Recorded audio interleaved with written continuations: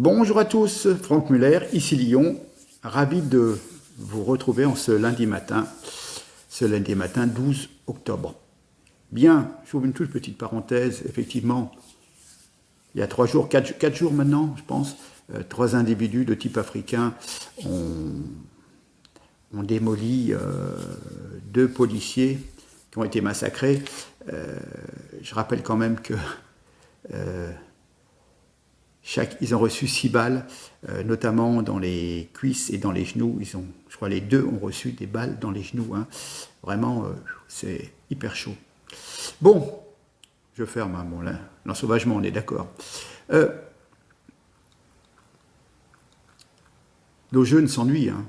Et donc, c'est à Champigny, le commissariat, effectivement. Tout le monde a vu les images de l'attaque au mortier du commissariat de Champigny-sur-Marne. Et il faut bien qu'ils se défoulent, ces petits jeunes. Hein, voilà. Donc, pour ceux qui dénient l'ensauvagement, je pense qu'il y a 20 ans, on n'aurait pas vu de telles attaques de commissariat. Mais bon, vous savez, on est des méchants complotistes, des méchants fachos. Et donc, la vérité crève, c'est l'évidence, ça crève les yeux. Mais bon, il faut croire qu'il n'y a pire sourds que ceux qui ne veulent rien entendre. Et nous allons revenir, si vous voulez, à la libération de l'otage du Mali, qui est présentée comme une humanitaire généreuse. Et en fin de compte, on peut se poser la question si ce n'est pas un concentré d'égoïsme, et si quelque part ne crache pas la figure de tous ces soldats, une cinquantaine de soldats morts au Mali. Voilà. Hein. Cette femme convertie à l'islam au cours de sa détention, pleine d'empathie pour ses geôliers, qu'elle qualifie de combattants légitimes face à l'ancien pouvoir en place. Hein. Voilà. La triste contrepartie de ces 200 prisonniers ne se limite pas à Mme Pétronin, mais aussi surtout à tous nos morts depuis 2013, morts pour la France. Hein, d'accord ? Bon, je vous reprends dans 10 secondes. À tout de suite. Merci.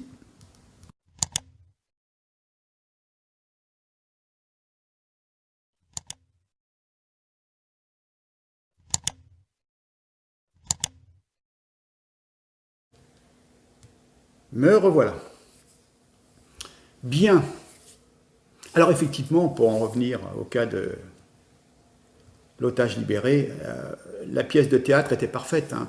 Une vieille dame digne revient en France après 4 ans de captivité. Son fils hurle de joie en la retrouvant. Un président humble et discret, les regards attendris. Comment ne pas être touché par ces images amplement diffusées?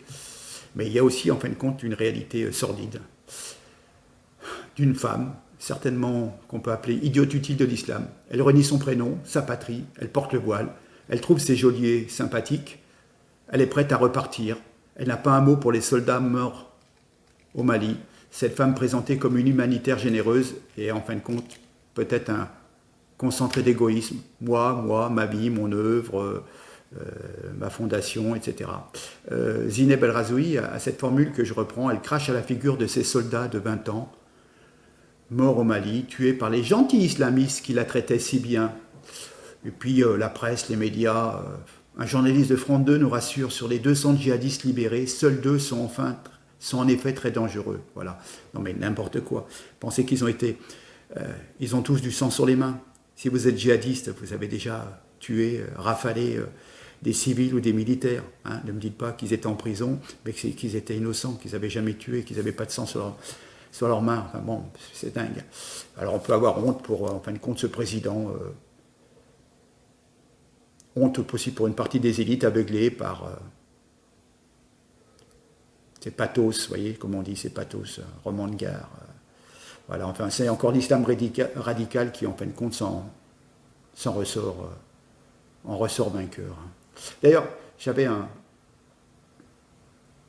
ex-musulman qui disait « Les terroristes n'ont rien à voir avec l'islam, mais leurs otages, quand ils ne sont pas égorgés, se convertissent toujours à l'islam. Hein. » Donc, un dernier exemple en date, Sophie Pétronin, à peine libérée en échange de combien de djihadistes terroristes, bien sûr, elle veut retourner déjà au Mali. Voilà. Hein.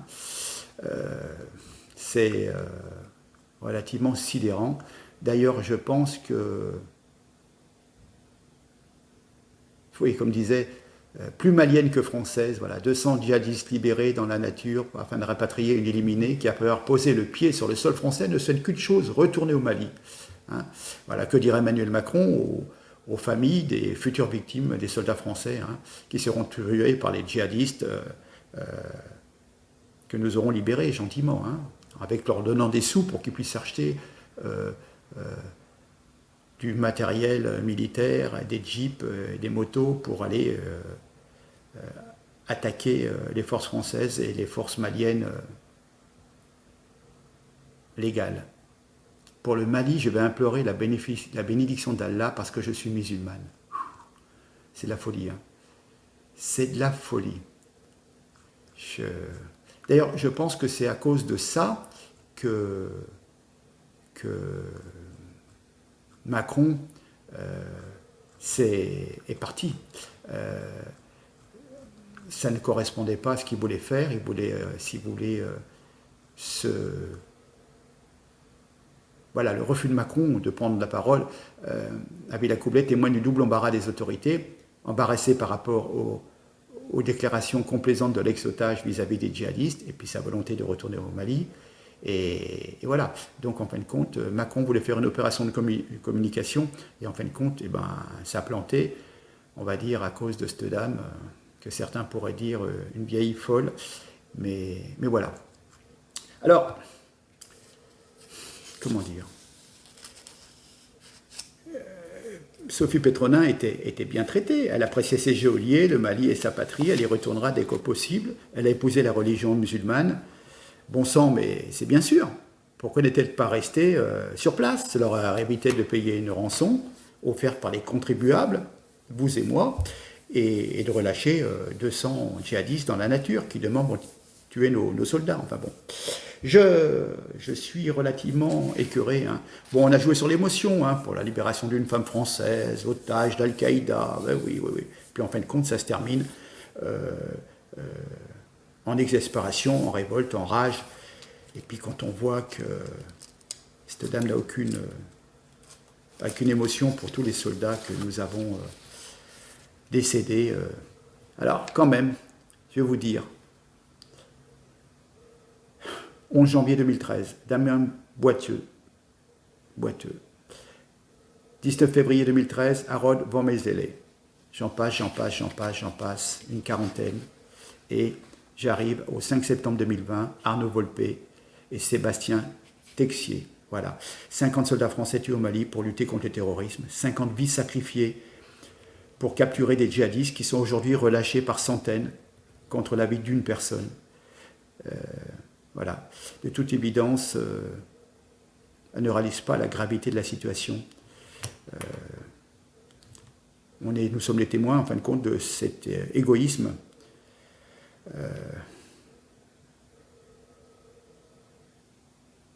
Le fils s'en fout, en fin de compte. Qu'est-ce qu'il nous dit, le fils? Si les autorités françaises, si l'opinion publique n'est pas en accord avec les propres paroles de ma mère, permettez-moi de ne pas trop m'en soucier. Voilà. Hein.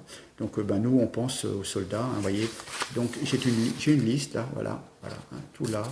Il y en a là encore. Il y en a encore là. Et ce sont tous les soldats morts pour la France et pour le Mali. Alors, j'ai eu l'occasion d'aller sur la page de M. Albert Chenouf-Meyer. Et je vais vous dire pourquoi.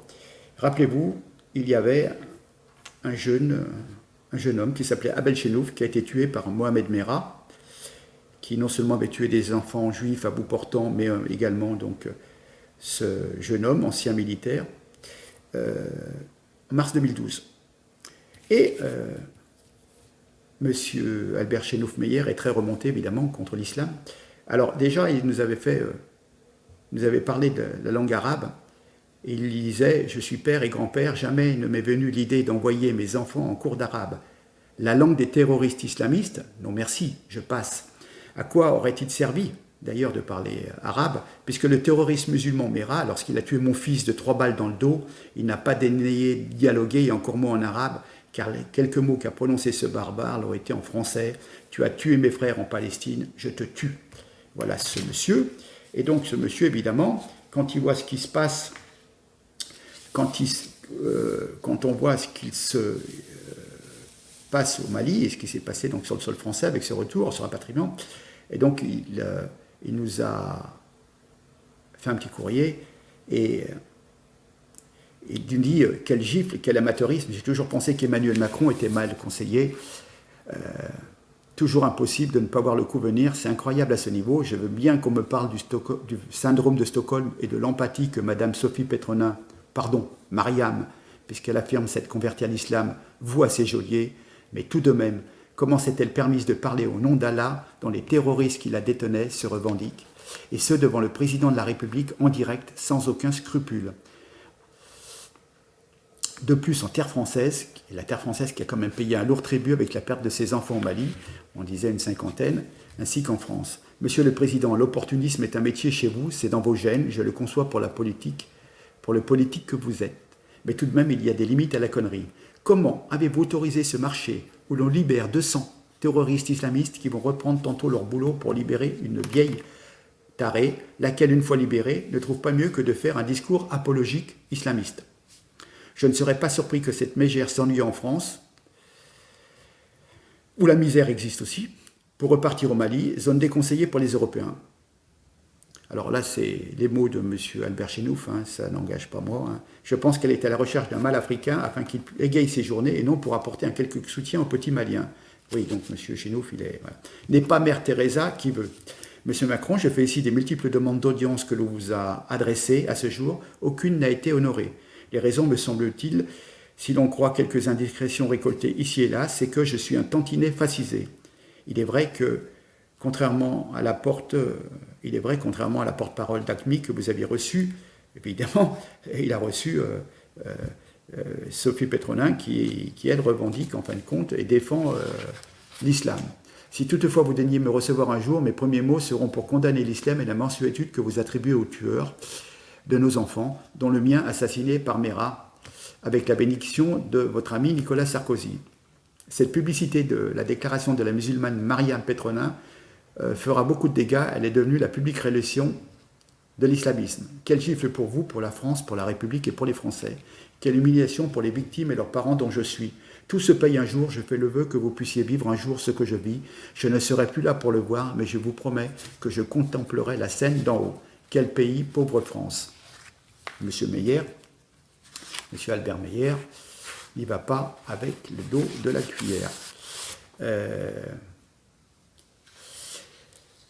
Qu'est-ce qu'il nous dit encore quelques heures après? Je ne décolère pas après la Bagji qu'a subi la France, dont le pouvoir s'est permis de lâcher 200 terroristes islamistes dans la nature, en plus d'un bon pactole pour une cinglée qui s'est convertie à l'islam. C'est ces paroles, une habite de sexe qui nous trahit en collaborant avec l'ennemi musulman qui a tué plus de 50 soldats français au Mali. Alors là où il a bien raison, c'est de surcroît, cette famille n'habite même pas en France, elle réside et paye ses impôts en Suisse, alors que les moyens déployés pour sa libération sont français, à savoir nos impôts. Ce monsieur nous dit, c'est une raison qui me fait aimer les USA et Israël, ces deux uniques pays au monde qui ne négocient jamais avec les preneurs d'otages et ne payent jamais de rançon. Au pire, ils envoient leurs troupes chercher les otages par la force. Emmanuel Macron a payé, mais le peuple lui enverra la facture le mois d'avril 2022. Pauvre France. Voilà. Ce sont des propos très durs, mais en fin de compte, que j'approuve à 98%. Alors, c'est là que vous apercevez en fin de compte de tout ce qui se passe. Vous savez, tous les journalistes, les Edwy Plenel, Claude Askolovitch, cette dame-là, on la croyait kidnappée par des djihadistes et puis elle nous revient illuminée. Elle est illuminée de l'intérieur. Elle est la caricature de ce djihad très particulier que mènent les progressistes occidentaux, défendre les islamistes et en faire des victimes, désarmer la police, accuser les institutions de racisme, trahir l'armée en libérant des djihadistes au Mali. Donc,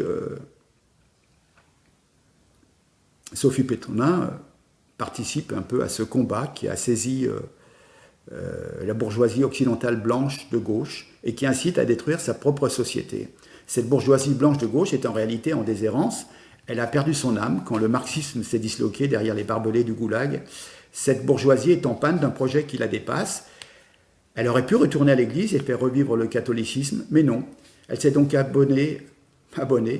elle s'est abandonnée à l'islam et à la guerre des races avec les délices de la culpabilité masochiste. Oui, flagellez-moi, nous sommes coupables, voilà. Donc ces gens sont encore plus dangereux que les djihadistes,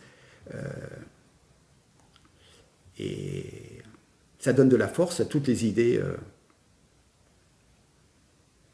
de ces djihadistes. Hein. Et en fin de compte, ces gens, ces élites, bien pensants, veulent réellement notre peau, car en fin de compte, par leurs actes, leurs écrits, par les médias qu'ils dirigent, et bien en fin de compte, ils nous désarment physiquement, en faisant en sorte que les commissariats soient attaqués et qu'on ne réponde pas, et puis ils nous désarment mentalement par un lavage de cerveau qui fait que, on est dans tout le monde il est beau, tout le monde il est gentil, et puis nos agresseurs sont toujours des victimes de la société, victimes du colonialisme, et en fin de compte, nous sommes des moutons que l'on mène à l'abattoir. Voilà. Donc, un triste événement de cette libération d'otages, en sachant qu'une autre otage suisse, je crois, elle a été tuée. Hein. Bien sûr, parce que, en fin de compte, et si vous ne vous soumettez pas et vous ne vous convertissez pas à l'islam, les gentils adeptes de la religion de paix et d'amour, ils vous égorgent. Et voilà, c'est la triste réalité. Malheureusement, on peut dire ce qu'on veut. Voilà. Certains partisans d'un islam dur et radical. On est d'accord, je salue les gens qui vivent en France, qui travaillent en France et qui partagent les mêmes soucis de la communauté française, même s'ils sont d'une religion musulmane et qui se lèvent tous les matins pour aller bosser. On est bien d'accord, hein. Voilà. Mais cette idée, voilà, toujours cette idée. 70 ans après la guerre d'Algérie, on en parle encore. Les merdeux qui caillassent les forces de l'ordre et les pompiers, ils reviennent avec des conneries comme ça. Hein. L'Algérie n'a rien fait pour eux. L'État français leur a tout donné, et en fin de compte, ils sont devenus des voyous, des délinquants, qui n'ont aucun respect pour, ne serait-ce que pour le mobilier urbain, pour tout ce qui fait les conditions de vie, les écoles, les monuments publics, les moyens de transport, qui emmènent leur maman et leur papa à travailler à l'usine ou dans les bureaux. Eh ben non, ils s'en foutent royalement. Voilà. De toute façon, ce sont des gens qui mordent la main de ceux qui les nourrissent. Bien. Sur ce, écoutez, je vous laisse commencer votre semaine. On verra la suite des événements. Moi, je suis toujours présent. Merci pour les partages. Merci pour les nombreux messages. Et puis, on continue. Hein. On continue. J'aimerais avoir d'autres choses plus intéressantes, mais entre le Covid et l'ensauvagement, on est un peu coincé. Mais bon. Tiens, en fait, c'était, je crois, hier ou ce samedi, nous avions la journée internationale, quand même. Protégeons nos femmes de la barbarie. Je voudrais quand même rappeler notre attachement à la liberté des femmes et à la lutte contre les obscurantismes. On rejoint l'islam. Rappelez-vous quand même qu'en France, il y a 60 000 victimes d'excision. Hein. Donc, c'est quand même une pratique barbare qui doit être combattue en France comme à l'étranger. Hein. Voilà. Je termine par cette note d'espoir pour le bien-être des femmes. Voilà, sur ce, je vous embrasse, je vous remercie de votre attention, et puis ma foi, on se retrouve très prochainement, suivant l'actualité. Je vous souhaite une bonne journée, merci en tous les cas, et puis n'oubliez pas de vous abonner et de surtout partager dans tous les groupes. Merci beaucoup, au revoir.